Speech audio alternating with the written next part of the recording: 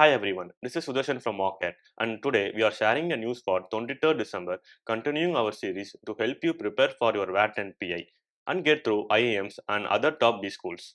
The actual news articles from which we have taken these key points are listed out at our daily news sections. Its link is in our description and first pinned comment. Please check it out. Today's top headlines are: the UN approves a watered down resolution on aid to Gaza. Why it is good for countries to have a budget. What happened in India and in the world in 2023. OpenAI to raise funding at valuation of 100 million USD. Gujarat lifts liquor ban on Gift City.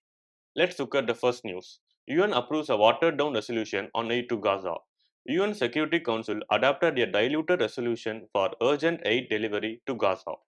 The resolution passed with a 13-0 vote. The United States and Russia abstained. Key provision urging the urgent suspension of hostilities removed. This resolution emphasizes urgent steps for expanded humanitarian access without defining specific actions and eliminates the request for UN exclusive monitoring of humanitarian relief. The UN Secretary General Guterres said that Gaza faces a humanitarian catastrophe. Report by 23 UN and humanitarian agencies highlights a severe food crisis with a large population at a catastrophic starvation level. The next news what we are going to see about is why countries have a budget. Government budget is crucial for allocating resources effectively, especially for uplifting underprivileged sections, ensuring financial inclusion, and reducing regional disparities. Budget regulation of taxation contributes to the economic growth. Businesses rely on the budget for resource allocation insights. Common budget is used to introduce welfare policies, reducing economic disparity. Well-planned budget supports public sector industries, crucial for employment generation and revenue. The next news is what happened in India and in the world in 2023. India's achievements. ISRO's successful Chandrayaan-3 mission marked a historic lunar landing at South Pole. India hosted the G20 Leaders Summit, showcasing diplomatic prowess with a unanimous declaration. Wrestlers in India protested against sexual harassment, leading to the suspension of Wrestling Federation of India. India hosted the ICC Men's ODI World Cup, with Australia winning the trophy in the final against India. Now we are going to sing about regional and domestic news.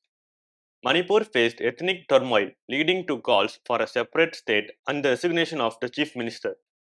Odisha witnessed a tragic train collision, resulting in the loss of 275 lives and injuries to 1,175 individuals. Winter session of parliament faced a security breach, with the opposition criticizing new legislation. Congress briefly claimed victory in Karnataka, but faced defeats in other key states. Global events. Global geopolitical conflicts, including Russia-Ukraine and Israel-Hamas, impacted the world economy. COP28 and G7 summit leaders pledged to promote sustainability, green investment, and renewable energy. Earthquakes in Turkey, Syria, and Morocco caused significant casualties, with over 54,000 and 2,900 lives lost, respectively. The Israel-Hamas conflict in late 2023 resulted in casualties, airstrikes, and ground offensives, with a notable impact on children. The next news is OpenAI to raise funding at valuation of 100 billion USD. OpenAI is in early talks to raise its funding above $100 billion, potentially making it the second most valuable startup in US after SpaceX.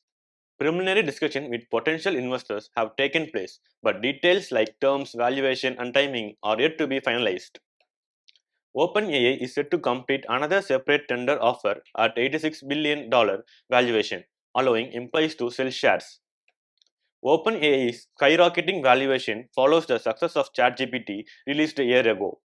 OpenAI is also exploring funding for a chip venture, including discussion with G42 seeking between $8 billion and $10 billion for a project codenamed Tigris to compete with Nvidia in AI chip market. The last news for today is Gujarat lifts liquor ban in Gift City. Gujarat government extends Gift City, which is Gujarat International Finance Tech City, from prohibition to foster a global business environment. Owners and employees in Gift City get liquor access permits for consumption, and visitors can use temporary permits.